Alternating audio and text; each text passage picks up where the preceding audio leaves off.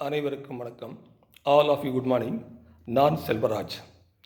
இன்று இந்த பதிவில் நாம் பார்க்க இருப்பது மக்கள் ஒற்றுமையாக வாழ வேண்டும் என்பதற்காக நான் எழுதிய ஒரு கவிதை.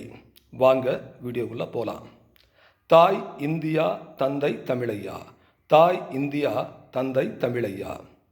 மனதில் உறுதி வேண்டும், மனதில் உறுதி வேண்டும், தன்மானம் காக்க வேண்டும், தன்மானம் காக்க வேண்டும். மதம் அன்பாய் மாற வேண்டும், மதம் அன்பாய் மாற வேண்டும். மக்கள் ஒன்றாய் சேர வேண்டும், மக்கள் ஒன்றாய் சேர வேண்டும். திருவள்ளுவர் வாழ்ந்த நாடு, திருவள்ளுவர் வாழ்ந்த நாடு. வள்ளலாரின் புகழ் பாடு, வள்ளலாரின் புகழ் பாடு. உள்ளதை உள்ளபடி கூறு, உள்ளதை உள்ளபடி கூறு. உலகமுனை போற்றும் பாரு, உலகமுனை போற்றும் பாரு.